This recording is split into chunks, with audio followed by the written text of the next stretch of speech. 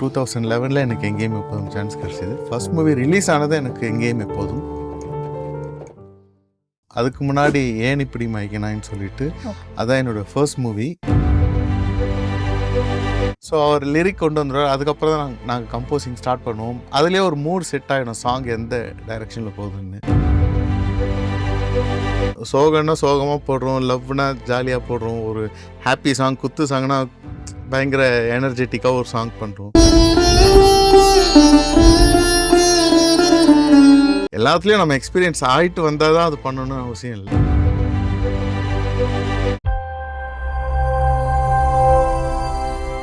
இன்னைக்கு நான் இருக்கிற இடம் இந்த பேக்ரவுண்ட்லாம் வச்சு உங்கள பல பேர் கண்டுபிடிச்சிருப்பீங்க நான் யாரை பார்க்க வந்திருக்கேன்னு. இயர்லி 2K கிட்ஸோடைய மிகப்பெரிய ஃபேவரட். அதுலயும் சொல்ல போனா எனக்கு இவர் ரொம்பவே ஃபேவரட் தான். இவருடைய பாட்டு இசையர்வில போட்டாலே அம்மா ஒரு 2 மினிட்ஸ்மா இந்த சாங் மட்டும் கேட்டு போயிடமா அப்படின்னு நானே பல வாட்டி சொல்லியிருக்கேன். அப்படிப்பட்ட மிகப்பெரிய ஹிட் பாடல்களை கொடுத்த சி சத்யா அவர்களை தான் மீட் பண்ணியிருக்கோம். வணக்கம் சார். வணக்கம். ஹாய் சார், எப்படி சார் இருக்கீங்க? நல்லா இருக்கேன், நீங்கள் எப்படி இருக்கீங்க? நான் நல்லா இருக்கேன் சார். ஸோ உங்களுடைய கெரியர் எப்படி சார் ஸ்டார்ட் ஆச்சு? எங்கேயும் எப்போதும் பாட்டில் தான் நீங்கள் ஸ்டார்ட் பண்ணீங்க அப்படிங்கிறது எனக்கு தெரியும். இதுதான் உங்களுக்கு ஃபர்ஸ்ட் படமா இல்லை இதுக்கு முன்னாடி பல படங்கள் பண்ணியிருக்கீங்களா? ஆக்சுவலாக ஃபர்ஸ்ட் மூவி ரிலீஸ் ஆனது எனக்கு எங்கேயும் எப்போதும். அதுக்கு முன்னாடி ஏன் இப்படி மயக்கினான்னு சொல்லிட்டு அதான் என்னோட ஃபர்ஸ்ட் மூவி. திலுன்னு ஒரு காதல் டைரக்டர் கிருஷ்ணா அவருடைய 2வது படம் ஏன் இப்படி மயக்கினான்றது. இந்த ரிச்சர்ட் தான் அதில் வந்து ஹீரோவாக பண்ணியிருந்தார். அதுதான் என்னோட முதல் படமாக டெபியூ ஆனேன். பட் அந்த படம் வந்து நிறைய காரணத்தினால அது ரிலீஸ் ஆகலை. ஆக்சுவலாக ஆடியோ மட்டும் ரிலீஸ் ஆச்சு. 2009 தான் எனக்கு ஆடியோவே ரிலீஸ் ஆச்சு. ஸோ 2009க்கு அப்புறமா 2011 எனக்கு எங்கேயும் எப்போதும் சான்ஸ் கிடச்சிது. ஸோ அந்த ஆடியோவோட சாங்ஸை வச்சு தான் எனக்கு எங்கேயும் எப்போதும் எனக்கு வாய்ப்பு கிடைச்சிது. Okay sir. இப்போ சங்கர் சாருக்கு எப்படி ஏஆர் ரஹ்மான் சாரோ நீங்க வந்து சரவணன் சாருக்கு, ஸோ உங்க 2 பேருக்குள்ள உள்ள பாண்டிங் எப்படி சார்? ஃபர்ஸ்ட் மூவிலேருந்தே எங்கள் 2 பேரோட வேவ் லென்த் சிமிலராகவே இருக்கும். அவர் ஒன்று நினச்சி ஒன்று சொல்லுவார். ஆல்ரெடி அதை நான் சொல்லணும்னு நினச்சிட்டு இருப்பேன். அதை வந்து எனக்கு அப்படியே சொல்லுவார். ஸோ அந்த மாதிரி ஃபர்ஸ்ட் மூவிலே பயங்கர சிங்க் எனக்கு. அதே மாதிரி அவர் வந்து என்னென்னா லிரிக் எழுதி கம்போஸ் பண்ணணுன்றதுல அவருக்கு ஒரு ஆர்வம் இருக்குது. டியூனாகவும் சம்டைம்ஸ் நான் பண்ணுவேன். அவர் எப்போவுமே அவர் ஏதாவது ஒரு லிரிக் எடுத்துகிட்டு வந்துடுவார். எனக்கும் அது ரொம்ப பிடிக்கும் லிரிக் எழுதி கம்போஸ் பண்ணுறதுக்கு. ஸோ அவர் லிரிக் கொண்டு வந்துடுவார். அதுக்கப்புறம் தான் நாங்கள் கம்போசிங் ஸ்டார்ட் பண்ணுவோம். அதுலேயே ஒரு மூட் செட் ஆகிடும் சாங் எந்த டைரெக்ஷனில் போகுதுன்னு. ஸோ அந்த மாதிரி நிறைய விஷயங்கள் பேக்ரவுண்ட் ஸ்கோர் பண்ணும்போதும் அப்படி தான், வாய்ஸ் செலக்ட் பண்ணும்போதும் நான் நினச்சிருக்கிறதே அவர் சொல்லுவார். அந்த மாதிரி 2 பேருக்குள்ள பயங்கர ஒரு கோஆர்டினேஷன். இப்போ லிரிக் அவரே எழுதிட்டு வந்துடுவார் அப்படின்னு நீங்கள் சொன்னீங்க. அவர் எழுதின லிரிக்ல உங்களுக்கு ரொம்பவே பிடிச்ச லிரிக் அப்படின்னா எது சொல்லுவீங்க நீங்க? அப்படி இல்லை, அவர் எழுந்த 6 மாசமா அவர் எழுதின லிரிக்கு எல்லா சாங்குக்கும் என்னென்னா அது ஒரு கம்போசிங்காக ஒன்று எழுதி எடுத்துகிட்டு வருவார். ஒரு கண்டென்ட்டாக எழுதி எடுத்துகிட்டு வருவார். எல்லா பாட்டும் அவர் எழுத மாட்டார். ஆக்சுவலாக கம்போசிங்காக எழுதுவார். அதுக்கப்புறம் நாங்கள் வந்து ரீப்ளேஸ் பண்ணிப்போம், வேறு பெரிய ரைட்டர்ஸை வச்சுட்டு பண்ணிவிடுவோம். அதில் வந்து ஆக்சுவலாக 6 மாசமா சாங் வந்து அவர் ஃபஸ்ட் டைம் வந்து ஒரு சும்மா சாம்பிளுக்காக தான் எடுத்துகிட்டு வந்தார். அந்த ஸ்டோரி லைனை வந்து ஒரு அழகாக ஒரு கலோக்கியலாக எழுதி அப்படி எடுத்துகிட்டு வந்தார். நான் அதை வச்சு கம்போஸ் பண்ணிட்டோம். கம்போஸ் பண்ணப்புறம் அவர் சொன்னார், நம்ம முத்துக்குமார் கிட்ட போகலாம் அப்படின்னு சொன்னார். அவர் சரி இது நல்லா தான் இருக்குது அப்படின்னு. இல்லை அவர் இருந்தால் இன்னும் கொஞ்சம் பெட்டராக இருக்கும், நம்ம அவர்கிட்டே போகலாம். ஏன்னா அந்த படத்தில் எல்லா சாங்கும் அவர் தான் எழுதியிருப்பார். முத்துக்குமார் தான் எழுதியிருப்பார் எல்லா பாட்டுமே. இந்த பாடலுக்கும் ஆக்சுவலாக அவர்கிட்ட தான் போகணும். அவர் வந்து நான் கம்போஸ் பண்ண அந்த டியூன் அந்த லிரிக்ஸை வச்சு கேட்டுட்டு இது ஆல்ரெடி நல்லா இருக்கு, இதில் என்ன எழுதணும்னு சொல்கிறீங்க அப்படின்னாரு. இல்லை நீங்கள் இன்னும் கொஞ்சம் பெட்டராக இது பண்ணுவீங்களே அப்படின்ட்டு சொன்னோடனே, இல்லை இது இந்த லாங்குவேஜில் இப்படியே இருந்தால் தான் இந்த சாங் ரொம்ப நல்லாயிருக்கும், இந்த சாங்கை நீங்கள் எப்படியே வச்சுருங்க, நம்ம மற்ற பாட்டு எழுதலாம் அப்படின்னு சொன்னார். ஸோ அப்படி தான் இந்த சாங் வந்து டைரக்டர் சரவணனுக்கு லிரிசிஸ்டாக அறிமுகம். ஒரு டைரக்டராக ஒரு கலக்கு கலக்கிறது மட்டும் இல்லாமல் ஒரு லிரிசிஸ்டாகவும் ஒரு கலக்கு கலக்கியிருக்காரு. டெஃபினெட்லி. Okay sir. இப்போ நீங்கள் இது வரைக்கும் நிறைய படங்கள் பண்ணியிருக்கீங்க. ஆனால் நீங்கள் பண்ண படங்கள்லேயே இந்த ஒரு படம் மட்டும் பண்ணியிருக்கவே கூடாது என் வாழ்நாளில் அப்படின்னா ஏதாச்சும் ஒரு படம் இருக்கும்? அந்த மாதிரிலாம் எதுவுமே கிடையாது. முடிச்ச அப்புறம் பண்ண முடியாது அப்படிலாம் அது மாதிரிலாம் சொல்லக்கூடாது. இன்னொருத்தரை ஹர்ட் பண்ணுற மாதிரி இருக்கும். அது மாதிரி இல்லவும் இல்லை. ஸோ அந்த மாதிரி இல்லை. ஓகே, அப்போ பெஸ்ட் படம் அப்படின்னா எது சொல்வீங்க? அப்படியும் இல்லை, எல்லாமே நமக்கு பெஸ்ட் படம். ஓடுறதை வச்சுட்டு பெஸ்ட்டு, ஓடாதெல்லாம் பெஸ்ட்டு இல்லைன்ட்டு நம்மளாம் பிரிக்கக்கூடாது. எல்லாமே நம்ம பெஸ்ட்டாக வரணும்னு பண்ணுறது ஒன்று, சிலது சக்ஸஸ் ஆகுது, சிலது வந்து சக்ஸஸ் ஆகாமல் போகுது. அதுக்காக அது பெஸ்ட்டு இல்லைன்னு அர்த்தம் கிடையாது. நம்மளுடைய முழு எஃபோர்ட் போட்டோம் கரெக்டாக ரீச் ஆகலைன்னா இன்னும் கொஞ்சம் பெட்டராக பண்ணணும் அப்படின்ட்டு நமக்கு ஒரு பாடமாக தான் இருக்குது. இப்போ எல்லா பர்சனுக்குமே வந்துட்டு அவங்களுடைய பெஸ்ட் ஒர்க்குன்னு ஒன்று இருக்கும்ல. இப்போ ஒரு ஃபோட்டோவே எடுத்துக்கிட்டோம் அப்படின்னா, இந்த ஃபோட்டோல நான் நல்லா இருக்கேன் அப்படிங்கிற மாதிரி ஒரு ஃபோட்டோ எடுத்து காமிப்போம்ல. அந்த மாதிரி உங்களுடைய போர்ட்ஃபோலியோல நீங்க வந்துட்டு இதுதான் என்னோட பெஸ்ட் அப்படின்னா நீங்க எது சொல்லுவீங்க? எந்த பாட்டு சொல்லுவீங்க? டக்குன்னு எல்லாருமே ரியலைஸ் பண்ணணும். இவர் தான் அவரா அப்படின்னு சொல்லிட்டு ரியலைஸ் பண்ணணும் அப்படின்னா நீங்க எந்த பாட்டு சொல்வீங்க? அது வந்து ஆடியன்ஸாக சொன்னது. இப்போ நானே அதை சொல்ல முடியாது. ஓகே. ஆடியன்ஸ் கிட்ட ரீச் ஆனது வந்து எங்கேயுமே போதும் அண்ட் நெடுஞ்சாலை இந்த 2 படத்தோட பாடல்கள் வந்து பயங்கர ரீச் ஆச்சு. பேக்ரவுண்ட் ஸ்கோரும் நல்ல ரீச் ஆச்சு ஓகே. ஆக்சுவலி. ஓகே. உங்களுடைய குடும்பம் வந்து ஒரு இசை குடும்பம் அப்படின்றத நான் கேள்விப்பட்டேன். ஸோ உங்களுடைய கெரியருக்கு அவங்க எவ்வளோ சப்போர்ட்டிவா இருக்காங்க? எந்தெந்த மாதிரிலாம் சப்போர்ட் பண்ணியிருக்காங்க? அதாவது ரொம்ப முக்கியம் வந்து ஃபேமிலி ரொம்ப கரெக்டாக இல்லை வச்சுக்கோங்களேன். நம்ம இந்த இதில் ஃபுல்லாக ஃபோக்கஸ் பண்ணுறதுன்றது ரொம்ப கஷ்டம். ஸோ அந்த வகையில் மனைவியும் என்னுடைய குழந்தைகள் வந்து பயங்கர சப்போர்ட்டிவ். எவ்வளோ லேட் ஆனாலும் அதெல்லாம் அட்ஜஸ்ட் பண்ணிக்கிட்டு வீட்டில் முக்கால்வாசி இருக்கவே மாட்டோம். ஓகே. அதெல்லாமே அட்ஜஸ்ட் பண்ணிக்கிட்டு ஸ்டுடியோலேயே இருப்போம். ரொம்ப லேட்டாக வீட்டுக்கு போவோம். திருப்பி காலையில் சீக்கிரமாக ஸ்டுடியோ வந்துடுவோம். இந்த மாதிரிலாம் இவ்வளோ ஒரு என்ன சொல்கிறது, அது ஒரு பெரிய வரம் தான் இந்த மாதிரி அமையிறது எனக்கு. ஓகே. உங்க குழந்தைங்க சொல்லியிருந்தீங்க. அவங்க எதுவும் படம் பண்ணிட்டு இருக்காங்களா? இல்ல ஃபியூச்சர்ல அவங்களும் வந்துட்டு மிகப்பெரிய மியூசிக் டைரக்டரா வரதுக்கு வாய்ப்பு இருக்கு? இல்லை, இப்போ 2 பேரும் ஒர்க் பண்ணிக்கிட்டு இருக்காங்க. பெரியவ வந்து ஃபில்ம்லேயும் கொஞ்சம் ஒர்க் பண்ணிக்கிட்டு இருக்காங்க. ஓகே. பேக்கிங் வோக்கல்ஸ் பண்ணுறாங்க. சின்னவங்களும் நிறைய பாடியிருக்காங்க. என்னோட ஹிந்தி ஃபில்மில் பாடியிருக்காங்க. ஓகே. 2 பேருமே பாடியிருக்காங்க. ஸோ வெளியிலயும் போய் பாடிக்கிட்டு இருக்காங்க. அந்த எல்ஃபைன்ற குரூப்பில் வேறு ஓகே. ஹார்மனி அந்த இதில் பாடிக்கிட்டு இருக்காங்க. நிறையா மியூசிக் டைரக்டர்ஸ்க்கும் போய் பாடிக்கிட்டு இருக்காங்க actually. Okay sir. Great sir. இப்போ இதுவரைக்கும் நீங்க ஸ்டார்ட்டிங்லேருந்து எண்டிங் வரைக்கும் இப்போ வரைக்கும் பண்ண பாடல்கள்ல டாப் 3 சாங்ஸ் உங்களுடைய சாங்னா நீங்க எது சொல்வீங்க? டாப் 3னா அப்போது இனிமேல் தான் பண்ணணும்னு நினைக்கிறேன். ஏன் சார் அப்படி சொல்றீங்க? அப்படி இல்லை, நம்மளே ஒன்று சூப்பர் ஒன்று நல்லா இல்லைன்ற மாதிரி ஆகிடும். ஓகே. அதான் ரீச்சுன்னு பார்த்தோன்னா கண்டிப்பாக எங்கேயுமே போதும் அண்ட் நெடுஞ்சாலை அண்ட் இவன் வேறு மாதிரி, ஓகே.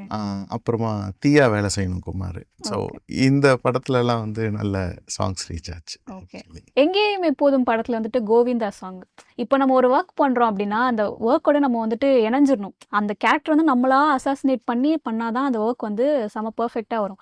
அந்த வகையில கோவிந்தா சாங் கேட்கும்போது எனக்கு என்ன தோணுச்சு அப்படின்னா, இவருக்கு இந்த மாதிரி பர்சனல் லைஃப்ல இந்த மாதிரி நடந்திருக்குமோ, அல்லது அதை ஃபீல் பண்ணி பாடியிருக்காரோ அப்படிங்கிற மாதிரி எனக்கு தோணுச்சு. அந்த மாதிரி பர்சனல் எக்ஸ்பீரியன்ஸ் எதுவும் இருக்கா சார் உங்களுக்கு? அப்படிலாம் இல்லை, நமக்கு என்ன ஸ்டோரி தானே, ஸ்டோரியை உள்வாங்கிறது தான் நம்மளுடைய மெயின் திங். ஸோ அப்படி பார்த்தா சோகம்னா சோகமாக போடுறோம், லவ்னா ஜாலியாக போடுறோம், ஒரு ஹாப்பி சாங் குத்து சாங்னா பயங்கர எனர்ஜெட்டிக்காக ஒரு சாங் பண்ணுறோம். எல்லாத்துலேயும் நம்ம எக்ஸ்பீரியன்ஸ் ஆகிட்டு வந்தால் தான் அது பண்ணணும்னு அவசியம் இல்லை. அந்த எமோஷன்ஸ் அது நமக்கு புரியும். ஸோ அதனால் அது பண்ணுறது. கோவிந்தா வந்து விஜய் பிரகாஷ் தான் பாடியிருப்பார். அதே மாதிரி அந்த சாங்கோடைய ஸ்பெஷாலிட்டியாக அந்த லிரிக்ஸ் தான். நான் முத்துக்குமார் சாரோட லிரிக்ஸ் வந்து ரொம்ப எக்ஸலண்ட்டாக இருக்கும். அந்த பிக்சரைசேஷனும் சரவணன் சாரோடது எக்ஸலண்ட்டாக இருக்கும். Okay sir. இப்போ இன் ஃபியூச்சர் இந்த டைரக்டர்ல இந்த ஒரு ஆக்டருக்கு வந்து நான் மியூசிக் கம்போஸ் பண்ணோம் அப்படின்னா எந்த ஆக்டர் எந்த டைரக்டர் நீங்க சொல்வீங்க? அது எல்லாருக்குமே பண்ணணும். அதெல்லாம் ஒன்னொன்னாலாம் இல்ல மோஸ்ட் ஃபேவரட்னு ஒன்று இருக்கும்ல. அப்படிலாம் இல்லை, எல்லாருமே ஃபேவரட். எனக்கு புதுசாக வர்றவங்க கூட நல்லா நடிச்சாங்கன்னா அது கூட எனக்கு ஃபேவரட் தான். சரி, ஃபேவரட் இல்லை அப்படின்னாலும் இவங்களோட ஒர்க்கே வந்துட்டு ஒரு மாதிரி டிஃப்ரெண்ட்டாக இருக்குது, ஸோ எனக்கு கண்டிப்பாக இவங்களோட ஃபியூச்சரில் ஒரு ஒர்க் பண்ணணும் அப்படின்னா ஒரு சில பேர் இருப்பாங்கல்ல, அதெல்லாம் யார்? இல்லை, அப்படியே நான் கேட்டகரைஸ் பண்ண எனக்கு எப்பவுமே அது விருப்பம் இல்லை. எனக்கு எல்லாமே எல்லாரோடையும், அதாவது சக்ஸஸ் பண்ண டைரக்டரோட தான் பண்ணணுன்ற அவசியம் இல்லை. சக்ஸஸ் பண்ணுறதுக்காக எத்தனையோ டைரக்டர்ஸ் இருப்பாங்க, அவங்களுடைய திறமையை வெளிக்கொண்டு வரதுக்காக இருப்பாங்க. நான் அவங்களுக்கும் சப்போர்ட்டிவாக இருக்கணும்னு நினைக்கிறேன். சக்ஸஸ் பண்ண டைரக்டருக்கும் நான் எல்லாருக்கும் பண்ணணுன்னு தான் ஆசைப்படுறேனே தவிர பர்டிகுலராக இவர் மட்டும்தான் அவர் மட்டும்தான்றது எனக்கு பிரிக்க தெரியல. சேஃப் ஆகிட்டீங்க. Okay sir. உங்கள் சைல்ட்ஹுட் பற்றி சொல்லுங்கள் சார். நீங்கள் எங்கே காலேஜ் ஸ்கூல்லாம் பண்ணீங்க, எப்படி இருந்துச்சு அந்த தருணங்கள்? இப்போ உங்கள் பசங்க இருக்காங்க, அவங்க கூட ஏதாச்சும் நீங்கள் வந்துட்டு நானும் சின்ன பிள்ளைல இப்படி தான் பண்ணேன் அப்படிங்கிற மாதிரி ஏதாச்சும் ஒரு மெமரிஸ் இருக்கும்ல? என்னோட சைல்ட்ஹுட் நான் வந்து பெரம்பூர் பக்கத்தில் திருவிக்கா நகர்னு ஒரு இடம், அங்கே தான் நான் பிறந்து வளர்ந்தது. அப்பா வந்து ஒரு சிம்சன் இந்தியா பிஸ்டன்ஸ் கம்பெனியில் ஒரு லேபரராக ஒர்க் பண்ணிட்டு இருந்தார். அம்மாவும் ஒரு ஒர்க்கிங் கீழ்பாக் மெடிக்கல் காலேஜில் ஒரு அட்மினிஸ்ட்ரேட்டிவில் வந்து ஒர்க் பண்ணிட்டு இருந்தாங்க. ஸோ எனக்கு 2 அண்ணா. ஒரு அண்ணா வந்து இப்போ தவறிட்டார், ஒரு அண்ணா இருக்கார். ஸோ நான் வந்து பாட்டு பாடுவேன், ஒரு அண்ணா வயலின், ஒரு அண்ணா மிருதங்கம். ஸோ இந்த மாதிரி தான் சின்ன வயசில் எங்கள் அப்பா வந்து ஒரு கர்நாடிக் மியூசிக் வந்து சொல்லி கொடுத்தாரு. நிறைய குருமார்கள்கிட்டலாம் நான் கற்றுக்கிட்டேன். அதில் வந்து நாஞ்சில் ராஜான்ட்டு ஒரு ஃபர்ஸ்ட் என்னுடைய குரு அவர் தான். 2வது வந்து திரு போலகம் சாம்பசிவ ஐயர்னு சொல்லிட்டு அவர்கிட்ட கற்றுக்கிட்டோம். அதுக்கப்புறம் ஸ்ரீமதி சீதா நாராயணன் சொல்லிட்டு அவங்ககிட்ட கற்றுக்கிட்டேன். அப்புறம் திரு தக்கேசி மாஸ்டர் இவங்ககிட்டலாம் வந்து கர்நாடிக் பேசிக்காக கற்றுக்கிட்டேன். படித்தது வந்து விவேகானந்தா ஸ்கூல் ஜவஹர் நகரில் ஃபஸ்ட்டு அங்கே படித்தேன். அதுக்கப்புறம் வந்து பெரம்பூரில் டிஆர்பிசிசிசின்னு ஒரு ஸ்கூல் அது படித்தேன். அதுக்கப்புறம் காலேஜ் வந்து பச்சைப்பாஸில் கெமிஸ்ட்ரி முடித்தேன். ஸோ இதுதான் என்னுடைய ஸ்டடீஸு. அதெல்லாம் சும்மா அப்படி படித்தேன். நான் ஸ்டடீஸில் ரொம்ப இதெல்லாம் இல்லை. ஸோ சைமல்டேனியஸாக நான் அந்த பாட்டு கற்றுக்கிட்டதுனால ஒரு கீபோர்ட் பிளேயராக சடனாக நான் மாற வேண்டிய சூழல் இருந்துச்சு. வாய்ஸ் பிரேக் ஆகாமல் கொஞ்சம் கஷ்டப்பட்டேன். அந்த டைமில் வந்து நான் கீபோர்ட் பிளேயராக மாறிட்டேன். பாட சரியாக வரலையே. ஸோ அதுதான் இப்போ கேரியராக அப்படியே கொஞ்சம் கொஞ்சமாக டெவலப் ஆகி ஆட்ஸுக்கு மியூசிக் பண்ணேன், சீரியல்ஸ்க்கு மியூசிக் பண்ணேன். சீரியலில் வந்து திரு ஜே.கே. சார் அபிநயா கிரியேஷன்ஸில் அவர் தான் என்ன மியூசிக் டைரக்டராக ஃபஸ்ட்டு இன்ட்ரொடக்ஷன் கொடுத்தாரு. ஸோ அதுலேருந்து அப்படியே கேரி ஆகி படத்துக்கு பண்ணி இப்போ அப்படி. உங்கள் அப்பா பற்றி சொல்லுங்கள் சார். ஆரம்ப காலகட்டத்தில் உங்கள் அப்பா கிட்ட தான் நீங்கள் கற்றுக்கிட்டீங்க அப்படின்னு சொன்னீங்க.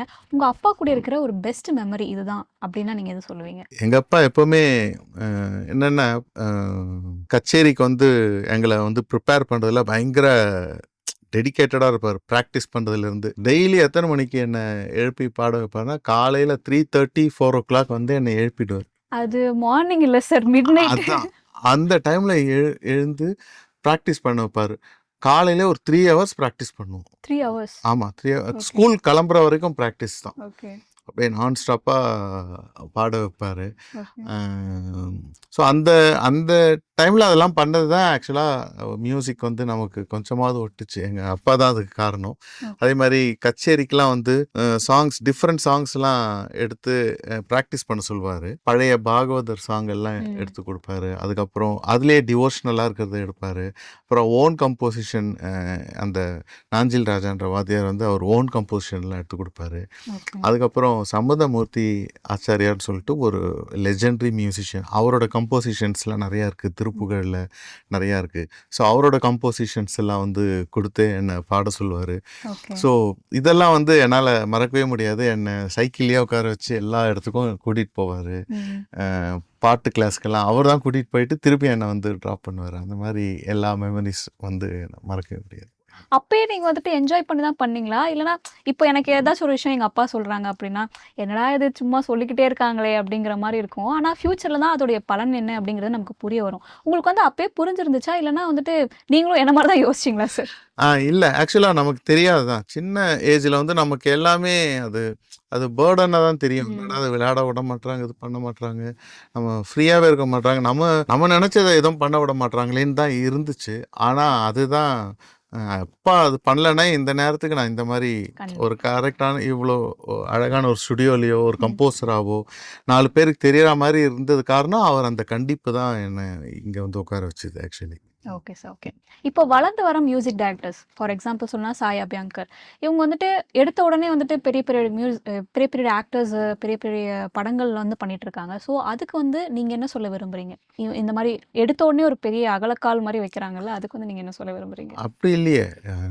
ஒரு பீரியடில் வந்து நம்ம சாங் கேட்கறதே பல நாள் ஆகும். நம்மளை வந்து ரீச் ஆகிறதுக்கே பல நாள் ஆகும். இது வந்து வளர்ச்சி தான். இது வளர்ச்சியாக தான் பார்க்கணுமே தவிர அப்போல்லாம் ரொம்ப கஷ்டப்பட்டு வந்தோம், இப்போ சீக்கிரம் வருது அப்படி இல்லை. அந்த மாதிரி நமக்கு மீடியா அண்டு இந்த இன்டர்நெட் வந்து நம்மளை ஈஸியாக கனெக்ட் பண்ணுது. ஃபர்ஸ்ட்லாம் ஃபாரின்லலாம் பேச முடியுமா, இங்கேருந்தே ஒன்று ரெக்கார்ட் பண்ண முடியுமா, இவ்வளோ விஷயங்கள் வந்து இருந்துச்சு. அதெல்லாம் நடக்காத விஷயம் இப்போ சாத்தியமாக இருக்கும்போது ஏன் ஒருத்தர் ஒரே டைமில் அவ்வளோ படம் பண்ணக்கூடாது? ஒரு டேலண்ட் இருக்கும்போது கான்டாக்ட் இருக்குது, ஹிட் ஆகுது, டேலண்ட் இருக்குது, எல்லாமே இருக்குது. அப்போ வந்து பண்ணக்கூடிய அந்த திறமை இருக்கும்போது பண்ணலாமே, அதெல்லாம் ஒன்றும் தப்பே இல்லையே. தப்பே இல்லை, நீங்கள் என்கரேஜ் பண்ணுறீங்க. Okay sir. இப்போது உங்களுடைய மியூசிக் லைவ் கான்சர்ட் ஒரு இடத்துல பண்ணணும், ஒரு கண்ட்ரியில் பண்ணணும் அப்படின்னா அது எந்த கண்ட்ரியாக இருக்கும்? இல்லை, அது எல்லா கண்ட்ரியில தான் பண்ணணும். அது இல்லை, எடுத்த உடனே இதுதான்ப்பா என்னோட ஃபேவரட் கண்ட்ரி அப்படின்னா எதை சொல்லுவீங்க? அப்படி இல்லை. அப்புறம் நான் வேற கண்ட்ரியில் போய் பண்ணேன். ஆமாம், அப்புறம் என்னை கூப்பிடவே மாட்டாங்க. அப்படிலாம் இல்லை, எந்த கண்ட்ரி போனாலும் நம்ம பெஸ்ட்டாக பண்ணணுன்றது தான். எக்ஸாம்பிளுக்கு ஏதாச்சும் 2-3 கண்ட்ரி சொல்லுங்க சார், அப்பதான் சார் அப்படி பார்த்தா நான் வந்து ஃபர்ஸ்ட் எனக்கு வந்து நம்ம தமிழ்நாட்டில் பண்ணணும்னு தான் எனக்கு. Okay okay, super sir. எப்போ சார் எதிர்பார்க்கலாம்? பாண்டிச்சேரியில் பண்ணணும். ஓகே, எப்போ எதிர்பார்க்கலாம் உங்களோட கான்சர்ட்? டெஃபினட்டாக கூடிய சீக்கிரம் எதிர்பார்க்கலாம்.